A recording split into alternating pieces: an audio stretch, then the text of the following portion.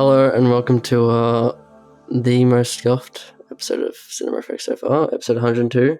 We're finally in a recording, so that's good. And we can hear each other. Holy shit, that took 40 minutes. Isn't that great? Yeah. 46 minutes. Yeah. Anyway, I'm Liam and I'm joined with, my fellow short king, Jayden, Actually, I like that nickname. That's good. Yeah. Okay. It only works because you said it, Zach can't use that though. Because brackets derogatory, yeah. Yeah, and today we're doing Wait, do I say the film already? I don't know. I can't remember how we do this. I don't remember either. Yeah, sure. I don't know. I feel like Zach's changed it a bit recently because he's abandoned the the revamp, right? Yeah, I know. Yeah, I reckon jump straight into the movie. Okay, I know, announcing it and stuff. We're discussing a little Netflix film called Windfall, rated 5.7 on IMDb, so not 2.9 exactly on Letterboxd.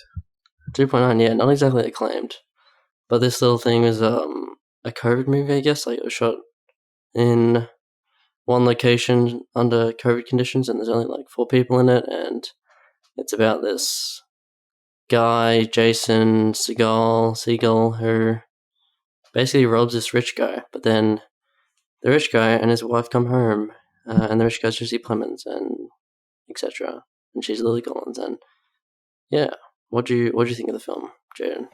What did I think of it? It's an interesting film. Off the bat, I really loved it. It had that very classic vibe, very Hitchcockian in style in the soundtrack, and the way the way the camera moves throughout, it kind of invokes that kind of traditional mystery elements of that. It's very simple. It's not very advanced. It's very 40s, 50s mystery-esque in that kind of way that works. And I like how they, I don't know, maybe I'm just reading into this wrong, but I think that's the vibe they went for, and I think they achieved it pretty well. This does feel like something that Hitchcock would direct in the modern day, but just to a lesser quality, I guess. I did like it. I loved where it started. I liked where it went, but I don't like where it ended up. But this isn't really an issue of me feeling like it didn't justify where it went or how it, I don't feel like there was some massive switch up. I just simply don't like how it ended, and but that's fine. Sometimes that's just gonna happen. Yeah. What about you? I totally agree with you on the score. It's very old Hollywood. It actually reminded me a lot of Mank, which is itself a replication of those films. It was 30s or 40s films or whatever, like Citizen Kane. Although I don't remember this kind of score being in Citizen Kane, but yeah, I definitely you associate this kind of music, the flutes and the brass, with that era. But yeah, I think this film was not as great as I thought it might have been on the first watch, but I think it is a really good film. I think it's pretty quaint, I guess, as an actual hostage thriller, pretty lame, but I think there's a thematic undertone that was handled pretty well, and it's actually pretty consistent throughout, which is just I guess the film is all about just opportunities, and every kind of conversation is centered around that idea, and the wife character Lilly Collins kind of becomes the main character because of her opportunities that happens in the story, I guess. But yeah, that's kind of what I like about it, as well as the vibe. And yeah, the camera work does serves that too. The first shot, it's just a 180 of the the intro to the house and stuff. Yeah, very suspense, very old suspense Hitchcock vibes, as you said, very very mysterious. I think Jesse Plemons as well is really great in this film. He's a very subtle kind of, not exactly subtle, but he's an asshole without being an evil guy. What do you think of him? I don't know. Just with him and the characters in general, I think they all gave good performances. I think they were interesting enough, and I think they did have that little bit of nuance that they definitely needed to keep it engaging. So I think they did a fine job there. I wouldn't say I don't think they're standout characters or anything like that. I think they're gonna really kind of sear themselves into my mind. nor will the film really. But like I think they serviced the film in what it was. I didn't remain engaged through the characters. That wasn't what kind of kept me in. It was other stuff throughout the film. It's like characters were good, yeah, but like Not that not good. the best. Yeah, Not that good. but I'm guessing like this week's question is because of Jesse Plemons' character, right?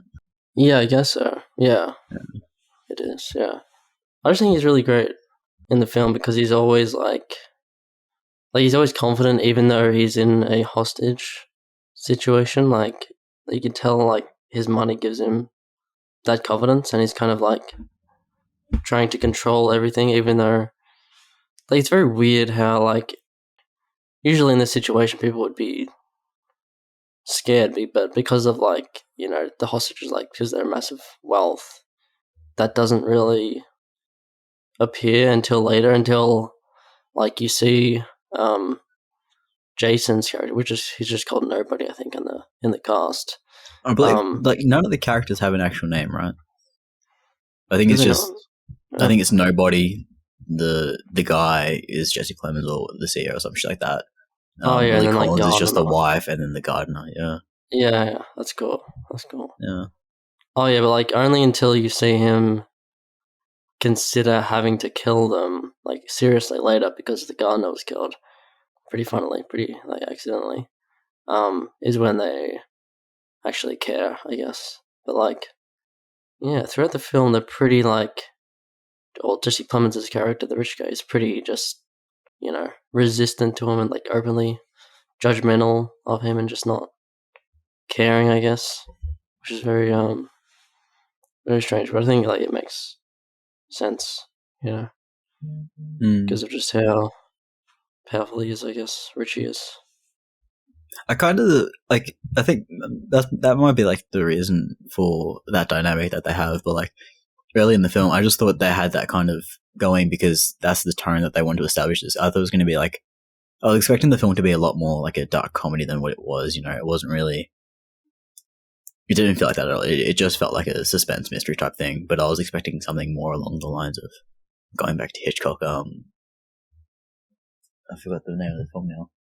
The Trouble with Harry, I think it is, where it's like one of like his more comedic films, while it's still a very dark, like like suspense tale. So I was expecting something like that, something with a bit more, not necessarily like joke humor, but like kind of witty, comical, kind of whimsical type shit that just like happens and just is part of the vibe of this kind of film, because that kind of relationship they established early on of just this very casual rapport with the hostage and and Segel. I thought that was all building to that, but they kind of don't really like they don't really capitalize on it. So it's kind of left in this in between stage where it feels like it's meant, for me at least, it feels like it's meant to be that, but then like it just holds back from it and it leaves it in this odd place. Yeah, because like that gardener's death, for example, like you said, it's it's a bit comical in the way he just runs, trips, and falls and stabs on glass. Like, yeah, it is that bit comical, but I don't feel like it entirely works because it doesn't feel like the film entirely leans into that. And I'm not saying it has to be, laugh out loud funny, or it has to be, this kind of modern humor or anything like that. I just expect it to be a bit more, I don't know. Yeah. So you think like it's kind of half baked, the film, or like the tone is like not fully like with you or like interesting, I guess. Yeah, along those lines. Yeah, I get that. Because I don't think I saw a trailer for this, but I think I saw like like when you hover over it on Netflix, it kind of like shows like that little bit of like a clip or whatever. I'm pretty sure when that when before this came out, like when that happened, I swear I remember like it having that tone. So I was expecting it to embody that a bit more, but that's my own fault really for creating expectations. So Yeah, it's all your fault, Jayden. What the hell? Why can't you enjoy Windfall? This movie is actually pretty hard to talk about now that I think about it. Well, I'll throw something at you. Why is it called Windfall? What is Windfall? Why is it called Windfall? I don't know, but I like the title. I think it's cool. I do too. Yeah. Yeah, Windfall. Isn't it just like downfall, kind of? I don't know. Like, I guess you could relate that to Plemons, but I don't know. All right, it's not that either. Yeah, I have no idea. I reckon it's probably like the name of the ranch or like something to do with like the Oh yeah, Sierra's life that we don't yeah, know. It'd be like the algorithm he created or some shit, but like it's just not revealed to us. right. Yeah. That's cool. Do you like I Jesse like Plemons in do I general? like Jesse Plemons as a whole? Yeah. Yeah, I do. I really like Game Night. He's in Game Night, right? Oh yeah, he's hilarious in game though. Yeah, I really like him in Just- that. Yeah, I think that's what started me on him. And then obviously mm. I'm thinking of ending things and shit like that. And Power of the Dog Yeah, and I was talking whatnot. about it, like last night, but like he's in like two Netflix things a year or one Netflix thing. Like we're gonna see him more on Netflix probably over the Yeah, next this year is or his so. third Netflix film I've seen. All I right, so think he it's must like have. 5 Yeah, he must have signed like a because he's contract in with The them or some shit. Irishman as well, and he's in Oh, is he? he's in Fargo, but that's FX originally I think, but that's on Netflix as well. El Camino is a Netflix film as well, isn't it? Yeah, I think that was the other one. Yeah. Yeah, because he was in Breaking Bad in the last season. Oh, actually, that's news. But I don't know if you talked about it last week because I don't know when it came out. Um, Old mate Oh, the Breaking from Bad news. yeah, they're going to be in Better Call Saul. Oh, they're gonna be in there. Actually, I think I saw Yeah. an article like that. It was like kind of wasn't it speculation? Was it speculation? Because Like, I thought it was like an actual report. I don't know. We'll cover it I in don't know. news, I guess. I think it was like I think they're speculating whether or not the Breaking Bad characters will be in Better Call Saul because it's the last season, or it's like part 2 of the last season or something. I think, which is coming out on Tuesday. But no, back to Jesse Plemons. Yeah, no, I think he's quite a good actor. I take it you Yeah, have some affinity for him. yeah. I think he's great. Yeah, I'm just happy to see him in like these really like accessible things, like at least twice a year or something. Like these Netflix projects that he's involved in been really good. So he chooses his stuff well, I guess. Wait, was he Kirsten Dunst with Kirsten Dunst and Fargo? I Probably haven't how seen they the met. TV series. Oh, I haven't seen season 2, but I've seen the other ones, season 1 and 3. Yeah. Yeah. Is it like an anthology series like that? I know it Yeah. follows I know it follows like a bit different characters, but is it like completely like disconnected or is it Oh, from the actual movie. no, not from the actual movie? Like is each series so Each disconnected, or is it series? the same story that just follows different characters? You know, it's like the same storyline. No, I think it's like almost completely different because season 1 is Mon They find Freeman. the cash, right? He finds the cash that they buried. Oh yeah, I think it's connected. Yeah, it's connected to the movie at least. The third season is with Ewan McGregor, like the twins. Hmm. Or is that I don't know. No, I think that's the third season. Yeah. You can tell how much we have to talk about this film because we're talking about Fargo. Yeah. You've watched this twice now, which I was surprised that you watched it last night. What? Yeah, well, I What? wasn't Why going to, did you but think it was like? What was it that pulled it to you so much the first time? Do you think was it that first thing you mentioned about like its dialogue about opportunity, and you just like kind of thought that was really great, and you were like, what was it that drew you to it so much? yeah, like that's kind of. I think the film, like almost every scene, is like talking about that because like even Plemons is like kind of like asshole-ish monologues about like how he took every opportunity and everyone else is just lazy and stuff like that. Like Mm. even those sections are about that. But like in terms of the robber, he took the opportunity to take the house while they were away, and then the gardener tried to make a project for himself. He took the opportunity to like talk to Clemens because he was there, and then in the end it becomes about the wife's opportunity because she kind of is in this relationship that she doesn't like, even though she's like married to a billionaire. So she just takes the opportunity to kill him, and now she'll probably like inherit that money and just be good because like she took advantage of that one moment. So like it was pretty internally like satisfying the first time, like seeing it all come to that ending. But like this time, I was watching it with someone else and my aunt, and she kind of like predicted like what would happen there, and so I kind of felt it was like more cliche movie-ish than I might have thought, but I still Like, think it's. at I what think point it's did like, she predict it? oh, like her shooting the husband. Yeah, She was like, he's gonna shoot him. Yeah, I was expecting that too. yeah, but like, I wonder, like, if you expect that because it's like a cliche thing, or because like the movie like successfully leads you, to that point. I think it's probably both. Yeah, probably. Yeah. I think they set the seeds well enough for her to like that. They show her clear disdain for him, and like when Segel, whatever, Segel? Yeah, I don't when know. he reveals to Plemons, that she's got the birth control pills, she probably feels like some kind of danger. She's probably worried about like some kind of retribution from him. So that's probably like the final thing that tips her over, or something like that. Oh yeah, yeah. So like, like revenge, I guess. Yeah, that makes sense. I didn't even think of that, but I guess that's true. Well, that's kind of like a through line they established from the start. Like. The birth control. Yeah, yeah. Yeah, because he wants a kid, and then the birth control shows that she doesn't want to have one with him or whatever. She doesn't want like some kind of emotional tie to him. So like in terms of like the that's why I said like I like where it goes, and because it leads you there well, but I don't like that it ended up there. Because I don't know, I just felt like personally to me it wasn't entirely satisfying, although it establishes it well. Because that's just I don't know, just a feeling. Mm. Well, like, yeah. So like, he's also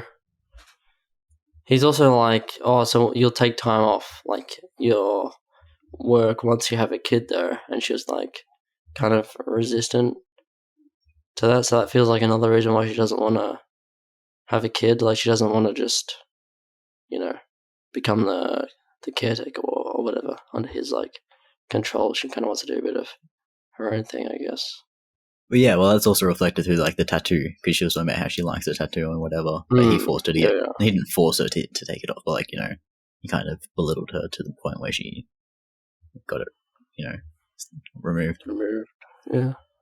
I do quite like the tone at the start, like we're saying, because it does feel that bit more whimsical, but it kind of it just feels like it evaporates a bit. Like that chase scene through the orange orchid or whatever the hell it is really funny. Not funny, but it's that kind of tone I was expecting to carry out. But then, as shit happens, it loses Not it. so much.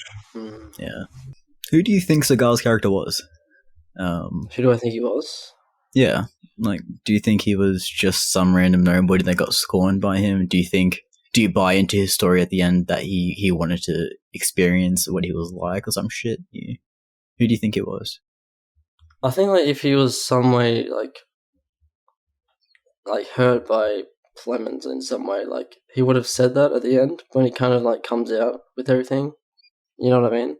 Mm. So it feels like he's telling the truth that he's just like, he's kind of down on his luck, but not necessarily related to anything with Plemons or his like company or anything. He's just, he's a nobody. Yeah. So what did you do yesterday, Jayden? What did I do How's your yesterday? Good Friday? Orthodox, which is Easter is a few weeks away, so my Good Friday is Oh, pretty. right. But I mean, you still get the day off and stuff. I still get the day off, yeah. Stuff, activities. I spent it writing an essay and rewatching Doctor Who, so yeah. Is that your highlight of the week, Doctor Who? Probably is going to be, yeah. Just chat a bit about it. We'll just go to that right now. Yeah. No, we need to fill like at least 30 minutes on this movie, Oh, yeah. Yeah, Right. Do you think it was like a competent film? Like, do you think that Charlie McDowell, I believe is his name, do you think he directed a competent product? Yeah, I mean, the camera work is... Yeah, it kind of does evaporate, but like earlier on, it is, as you said, like very, like a mixture of like suspense and like whimsical. Like it's very, like the score has a mystery to it as well. But Yeah, he's good. He was good direction Mm. wise. I certainly feel like it was lacking. I think it was. I think it was well put together, but I don't think it was as strong as it could have been. Maybe that is just the restrictions of the way it was produced, but Mm. you know, for you, I guess it's kind of treading over the same ground. But I kind of want to ask: is what kept you engaged with the film? Was it the characters? Was it the dialogue? Was it the thematic choices? Like what was it that drew you in so much? I think it's also like the character dynamics between like nobody realizing the tension, like picking up the tension in their relationship, and like the way that they bicker, like the couple, like is really great. It's really interesting. There's like obvious like kind of hatred there, almost between like both of them. So it's kind of funny to witness, this guy who's taking them hostage, like finding that funny, and also like I think it's like weirdly unique as a hostage film, just because like I think you can tell, and I think the wife even says this, that like he doesn't really. You get the vibe that he doesn't really want to do any of this. He doesn't want to hurt anyone. He doesn't want to kill anyone or anything. But he's kind of No, he forced into was. the Yeah, situation. he was happy to Yeah, take $5,000 and run away. You know, he was. yeah, and then he sees the camera. So it's kind of Mm. like it kind of feels like Fargo. Like it kind of feels like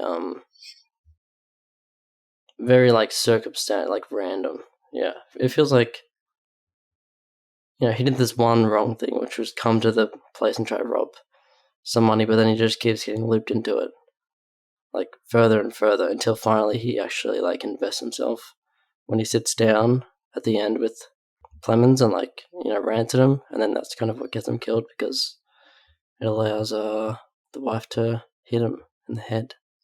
That's kind of what makes you doubt the motive, isn't it? Because personally for me, what engaged me was his mystery. It was, who is this man? What and why did he choose this house? Like all the things that Clemens was asking. But like at the end, he says, "I want to see you. I want to see how you lived." And then he talks about how it was such a letdown, seeing how pathetic he was. But he wasn't. I mean, I guess he could have just gained that from just seeing the house and what like the surrounding, I guess. But like, he wasn't intending to actually see. He wasn't intending to witness Plemons. He wasn't intending to like see his actual character. He just wanted to see. So like that's why like at the end when he Oh confesses right, to him, okay. it kind of felt ingenuine. It felt like he was just another throw off for you know. All right, because it wasn't his like intention for them to arrive and stuff. Yeah. So like that's I don't know. Yeah, well, I don't know. Yeah, he says like he wants to see how he lives, and then he saw him, and then he realized he was like sucked. So I guess you Yeah. could see that as like he just wanted to see his lifestyle, but then yeah, there was Yeah. like another layer added to it once he like realized that he was an ass, I guess, and it's short too, which is good. Yeah, but that's also another thing that you could criticize it for, because I saw another thing is saying like COVID gave people the excuse to make feature-length films out of short story worthy, kind of treatments, which I feel like isn't really a fair criticism, because you can say about that about most products. But I do like it is short, but I still think it's funny because it's short and I don't think the movie has any fat on it, but I just think due to its kind of formatting, it kind of does lose you a bit. I don't know, just in I think the timeline they establish is too ambitious for the film, in trying to extend this hostage situation to, the evening after the initial inception is just kind of. I think they could have afforded to shorten it and kind of keep it a bit more intense in the Yeah, moment type thing. I actually like prefer. Well, I really like real time, like movies that are set in like thrillers and action movies that are set in real time, like kind of how Reservoir Dogs is, just in that one shed, like one location there. Even though they cut back Mm. and forth, like that section is like real time because it allows you to make a short movie, like a 90-minute movie. It still has a lot of tension because you're not loosening it by expanding it through a couple of days, because that allows characters to kind of breathe, I guess. Yeah. The thing is, I don't think they needed to. Yeah. I don't think they really needed to. The characters you could have conveyed everything you wanted to within a shorter span of time. Personally, I believe. I just think it would have made the product that bit tighter, that bit more engaging. I mean, I don't. Yeah, I think I did think it was great. I don't think it's a great film, but like I enjoy it for what it is. If it was like a bit better, people would start to recognize it, but it just kind of wasn't quite there. But for me, it was. But yeah. I think that's like kind of the unfortunate thing, because like I think this film is going to largely be forgotten, and if it wasn't for the cast, I think it would be entirely forgotten. Oh, I think it's already like forgotten. Yeah, because like into Netflix, and then that's why like I think had they nailed the tone, had they either chosen to embody that whimsical aspect a bit more, it could have been like a great Sunday movie, or had they chose to go that bit more darker, it could have just been, a thriller that is a bit more potent on the mind. So like, but because it kind of ends up in this limbo state, I reckon it is just going to kind of fade. And it already has faded quite significantly, but like, I think it's going to go further. Like as a suspense movie, it feels like very quaint. Like it doesn't commit strongly to any tone, I guess. Yeah, I don't know. Like, I still think the thematic thing is like there and kind of strong, but what did you think of any of that? Like the themes, or did you pick up on any of that? I didn't really pick it up. I didn't really pick up on it.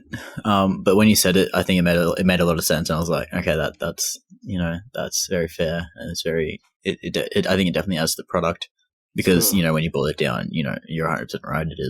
It's all about opportunities that they take, and the opportunities that they don't take. When the film wants to be tense, particularly towards the end when he closes those curtains, it does become very, very tense. So it does that really well.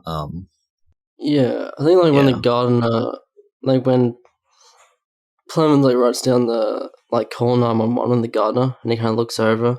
That scene's really tense, and like he's like chases after him. Stuff like that's really good. 4 people wrote it. That's interesting. Oh yeah, I think the director wrote it. Yeah, the director. Well, the guy wrote 7 as well. Oh yeah, that's crazy. Yeah, the writer of 7 worked in this film. I actually really dislike the other Netflix film that this guy made. The Discovery. With Jason Segel. Yeah, The Discovery. I just remember that being arse, but maybe improved, I guess. People improve. It's better reviewed than this one, slightly. Is it? Yeah, 2.0, 2.0. Well, we've been talking about it, and I've been kind of getting more negative, but then I just looked at it, like I looked at like the poster, and then I just had this feeling like, oh, I love this film, but I know I don't like love it, but like, I don't know, it's kind of weird. I'm kind of like it's a bit like a nostalgia bait, and it tries to convince you that it's substance. Yeah, I guess. Yeah.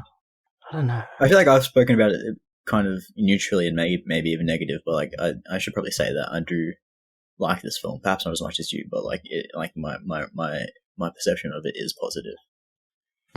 Okay. Well, should we get to? I think we're done. Let's get to the verdicts. What is your verdict, Jayden, for Windfall? Big 6 from me. Big 6. Big 6, yeah.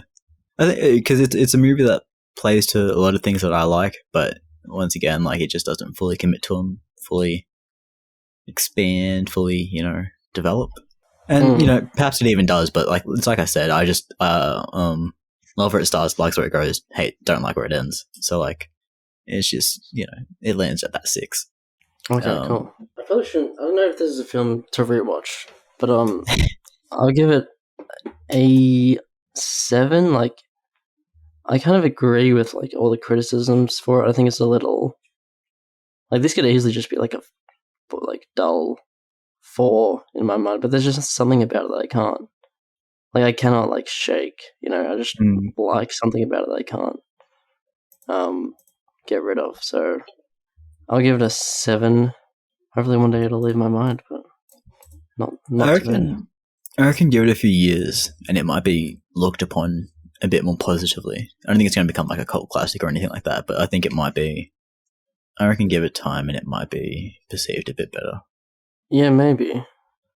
It definitely has a unique vibe, and it tries something that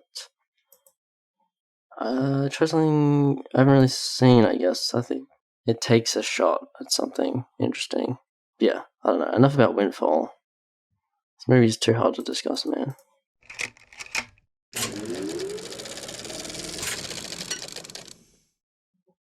News chat? Do we have any news chat? Not really. I mean, Brie Larson, Well, I guess. so like I just searched up that Better Call Saul news, and Rolling Stone and a few other places, and GQ and stuff like that. They're saying that it confirms the return of Breaking Bad duo for the final season. So I guess I don't know whether you want to believe that. Well, unfortunately, a Better Call Saul resident is not here with us today, so he can't. Haven't you expand seen on it that as one. well? Nah, I haven't seen it. No, you've only seen Breaking Bad. Yeah, I haven't seen Breaking Okay. Bad. I think he might already have been there a little bit though. Better Call Saul might just be like snippets. Well, that wouldn't make sense though, because isn't he like it's before, so Yeah. Just show as a teacher. The Better Call Saul Twitter account literally tweeted out a picture of them, so like it is confirmed. Yeah. Okay. Oh, okay. Yeah. Oh, you should watch Breaking Bad, that Jayden. Yeah, it's something that's I just keep on putting off. I mean, like, rewatching Doctor Who now, so that's like 13 seasons. It's like, Oh, you're going to like the old ones. Like 2005 is where I'm starting again. Oh, that's still 13 seasons. Oh, okay.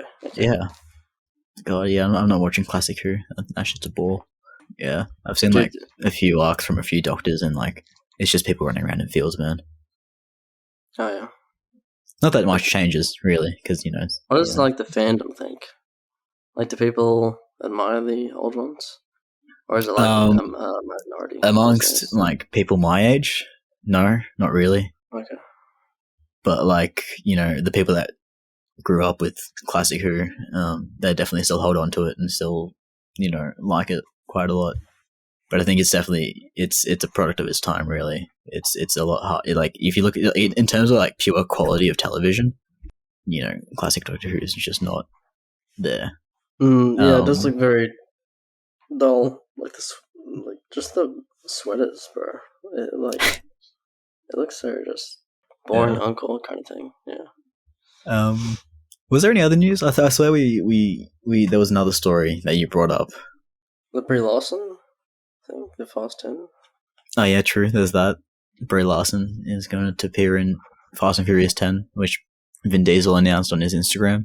Oh, yeah. This could be massive for the franchise, but it could also be shit. I mean, like we've seen how they use talent in the past. I don't know. If they take a sorry. Oh, I was just saying. Vin Diesel's Instagram is like confirmed. It's basically Hollywood Reporter. Anyway, keep going. If they choose to like capitalize on her and like they treat her as a I'm not saying they should, because it's not what Fast and Furious is. Fast and Furious isn't a serious product, so they absolutely don't need to make a good product. If she is just like another kind of colorful villain or character to add to the cast, then great. But like if they choose to capitalize on her talents and like her ability like to draw like a critical crowd, they could make a genuinely good.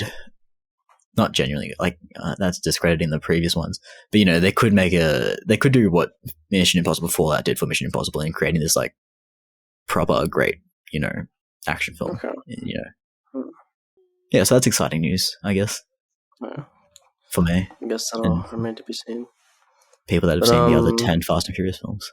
Actually, there was a piece of news that might be kind of relevant.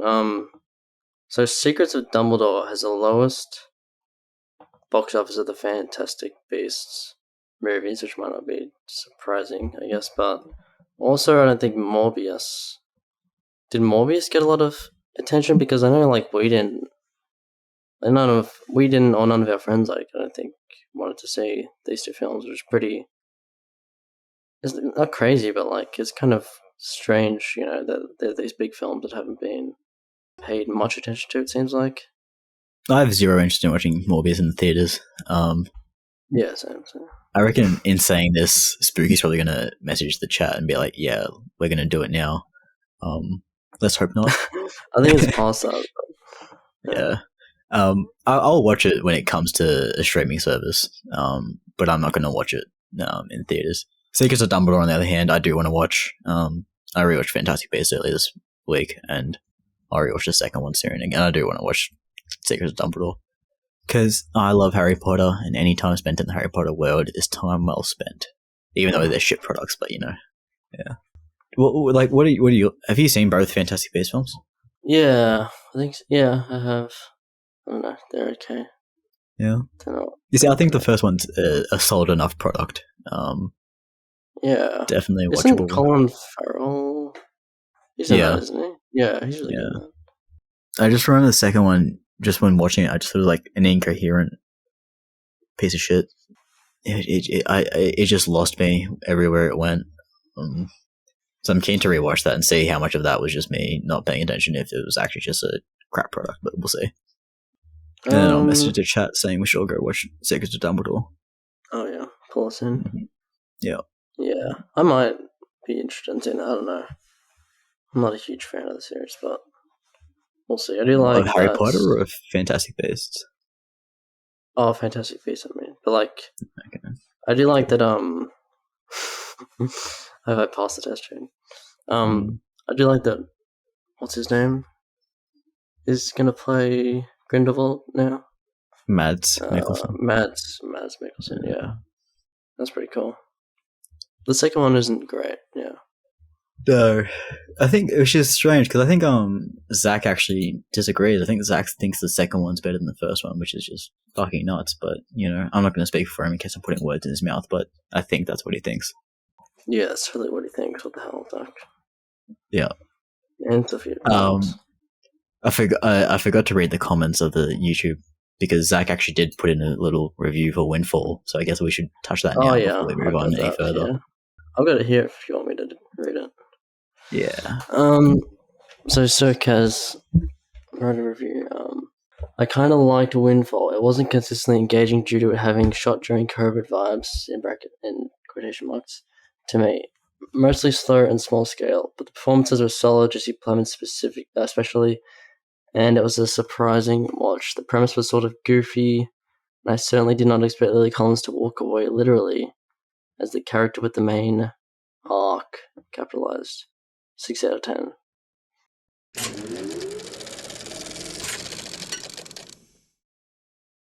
So moving into highlights now? Yeah, sure. Yeah. What was yours? What was your highlight? My highlight of the week has been mentioned twice already, which was rewatching Doctor Who. Apparently the first season, which is just of the 9th Doctor.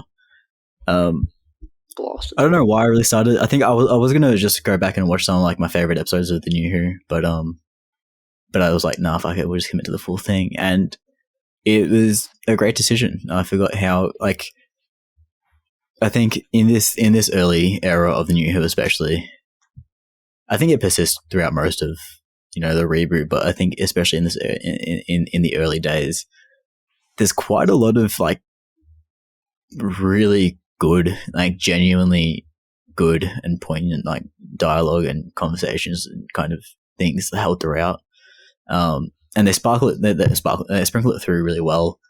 The mystery they established for the first season is really great. The characters are fantastic, like genuinely fantastic. Like when they rebooted it, they kind of rewrote a lot of kind of lore, and they shifted it, and I think everything they did works fantastically. And the new approach they had to it is really great.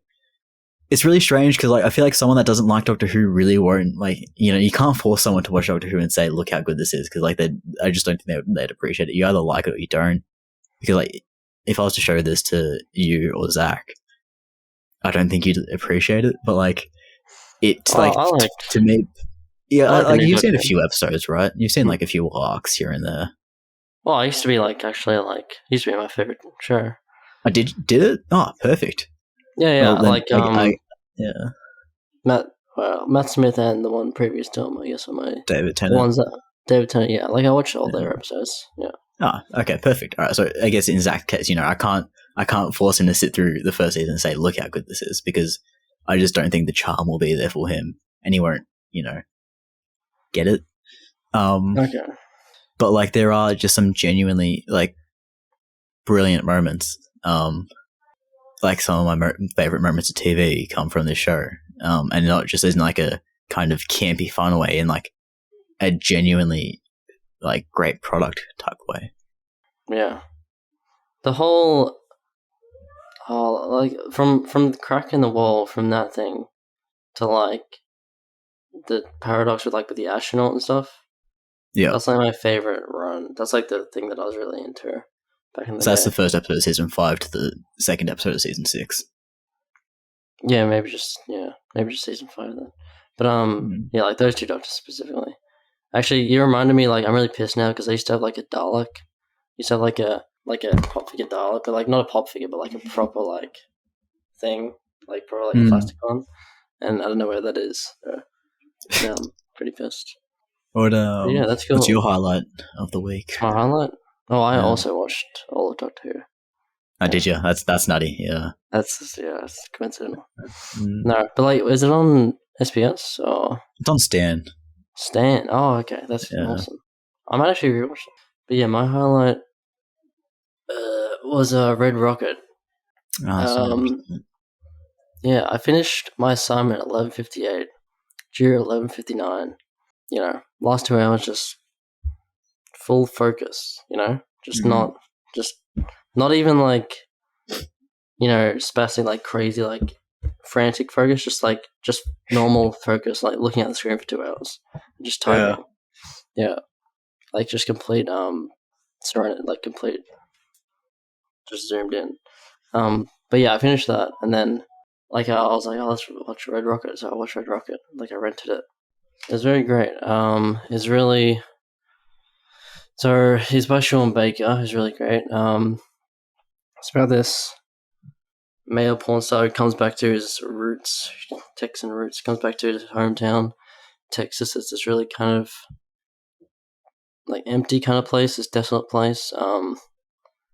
And he kind of like schemes his way through everything. Like he comes back to his like wife's house or ex-wife's, well, still married, but ex-wife's house, and like stays there and tries to like kind of manipulates them or like charms them into him staying there. And then what else? He just gets up to all sorts. He like he starts selling like drugs with his old like this crew, this like gang or whatever, and then he tries to like get with like a 17-year-old, I guess, and the whole film is just like him just being like an ass, being crazy, but it never like I was expecting a moment in the film where all of his behavior would get called out, and that never happens. That's really weird, but yeah, it's awesome. It's like really funny, and it's really just like specific to this like one place. Like I think there's like three main actors, and then a lot of them are just people that like live in this area, like they're normal people who don't have any acting experience. And it's really Isn't the main authentic guy? Isn't he an actual porn star as well? I don't know. I think he was in the Scary movies. Oh, so was he's an actor. Because I thought I saw something saying that he was an actual porn star. Oh, he might have been. That feels like it could be true. Oh, he's just like the scummiest guy. But it's so the movie is so funny. It's so just like energetic and like I don't know. It reuses this the NSYNC song "Bye Bye Bye," and it like repurposes it in like interesting ways. And it kind of becomes like really it's a really dark movie because like he's doing all sorts of messed up stuff, but like it's also just really like light at the same time. So it's like it's a great vibe, I guess. And yeah, I think it's like super rewatchable as well. But my rental expired, so I can't really. I guess I'll buy it. But I'd really recommend it. I think him as well. I guess it's kind of like a character study-ish on him. He's kind of like, he's narcissistic, but he's kind of a bit lacking in like empathy and stuff, and he's like he kind of like acts like a goofball, and that's kind of like, he acts like the goofball underdog, and that's kind of a little bit of why you're able to actually like stand him for a bit, because like it's easy to like root for underdog characters, but like that's just a part of his like whole like persona to get by and do all this like all the crazy stuff that he does, I guess. But yeah, it's really great. It's a really great film. Does it? I'd recommend it. Like, I haven't seen Sean Baker's films yet, but like I imagine them like feeling like a very mundane experience. Like, kind of like, is that right? Like, Mundane? they feel very human. I guess they feel very ordinary. Not that they're ordinary like in terms of quality, but like in terms of like the vibe he projects of like the setting. Like, they feel very like normal. Not normal, but like they feel very like, I guess normal, like realistic and normal. Like, is like that's kind of what he does, right? I think he like displays like quirky settings more, but like not like characters like how they should within those settings. You know what I mean? Right. Like it's not really like a quirky indie. It's not like quirky indie like character development films or something. It's just more kind of like portrayals of like weird cultures and places and stuff, or like American, subculture, American places. Yeah.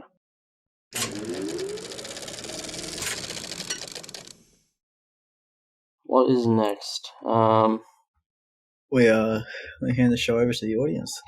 This is part of the show where we do that. So yeah, last week's question, big one, was what is your favorite rich arsehole? What was your favorite rich arsehole character? I guess I'll go to Andy's question because it's the longest first. Andy said, don't read out like all the backstory. I mean, like, come on. Don't read the whole thing. Yeah, just say his answer. Okay, he said Jamais King from the what's it? Chris something? Lilly. What's that? Yeah. Chris Lilly, yeah, the Chris Lilly show. Jamais. She's my favorite. Her family is rich, so I assume she's rich too. That's a great answer, by the way. It's probably the best one put in by the audience. Damn, Andy, you got the seal of approval there. It is a good answer. I do like Jamais. We just got more of this though. But the worst acting performance of a rich A blah blah blah is that boring American technology villain in Johnny English Strikes Again, the third film. I hate those movies. I don't have much to say about this character / acting, but it's Disney original channel tier, and it's utter trash. Jake Lacey is the guy that plays him. I don't know who this. I think I've seen the third one, but I really dislike the first one. So that I won't say about that. Oh, they're trash, dude. Mr. Bean. I love John English, and I specifically love the third one. I went to see it in the me and a bunch of our friends went to see it in the movies, and I genuinely laughed out loud. I genuinely laughed very hard at it. It is quality. And Johnny English. I'm going to nominate that as our next film series to do. Oh god, maybe I'll like it. I don't know. It's been a while. But yeah, we had more answers to the questions, so let's not get distracted with Johnny English. It's not worth it. So Kaz said, favorite rich arsehole in fiction is Papa Sheev Palpatine. He is the Senate, he loves democracy, Rise of Skywalker confirms he was slap pink cheeks. And he had a shitload of coin with the Empire's crazy taxes. Oh yeah, because he's like the top, so I guess he gets that money somehow. Yeah. I mean, you don't build two Death Stars with no money. Where's that? Two Death Stars. What about like 50 million like cloned? The ships and Red Scout. Remember the one that happened? Exactly. Yeah. Exactly. Yeah. So you just proven as well. I reckon he probably solely funded that.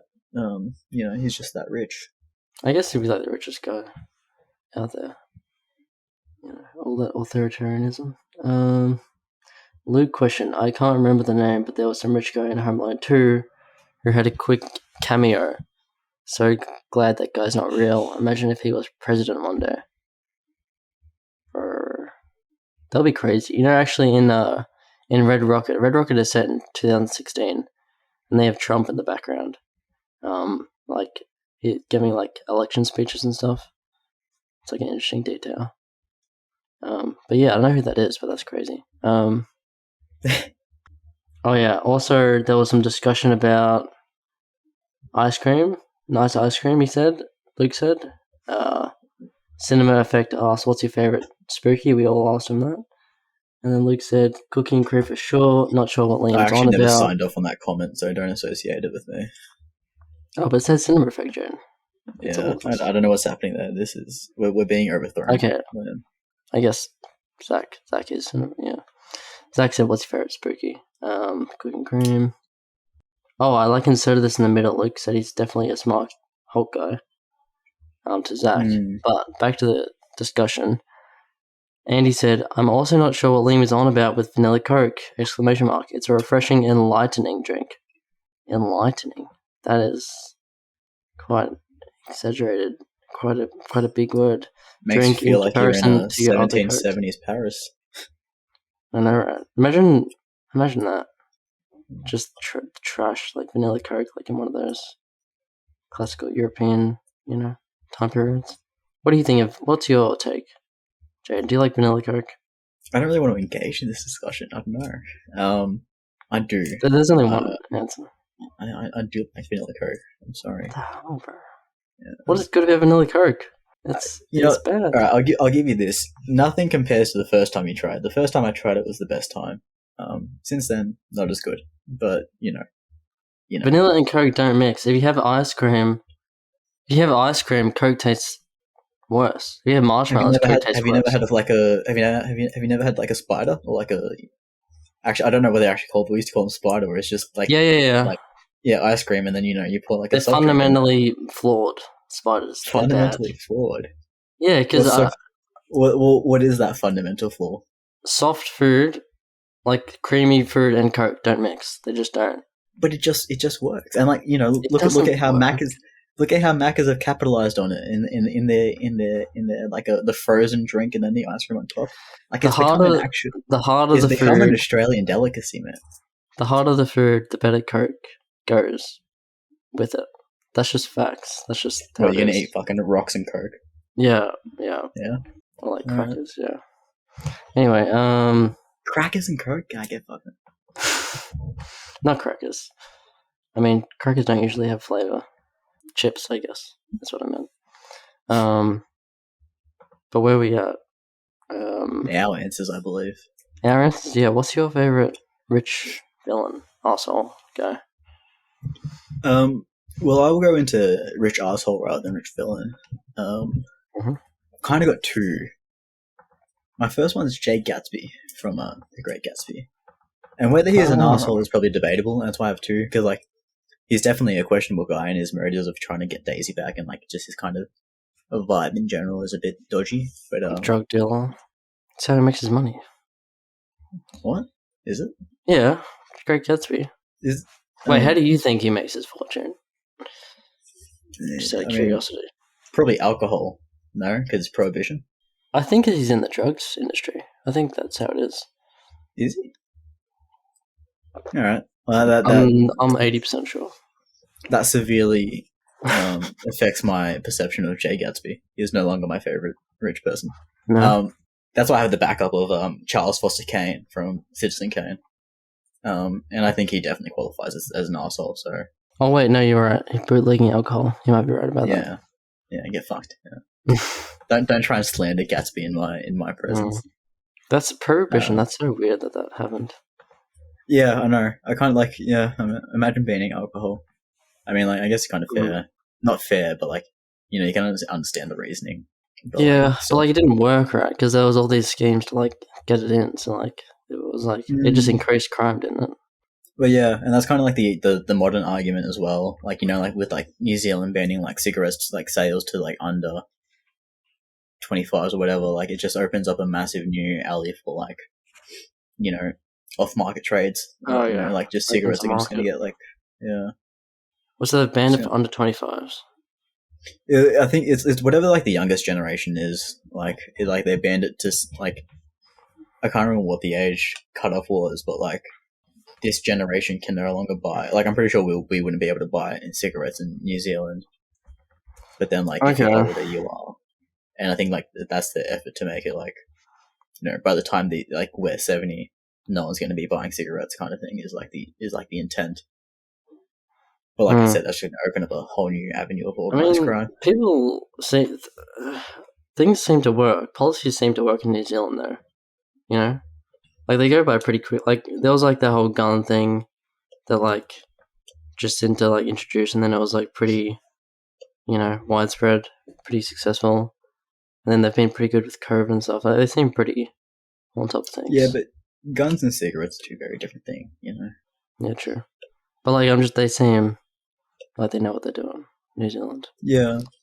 Maybe they'll be successful. Yeah, it might work in New Zealand. You're probably right there. But like, I don't think it's going to work in many other places around the world if they were to try and implement a similar policy. Like, can you imagine Australia trying to do that?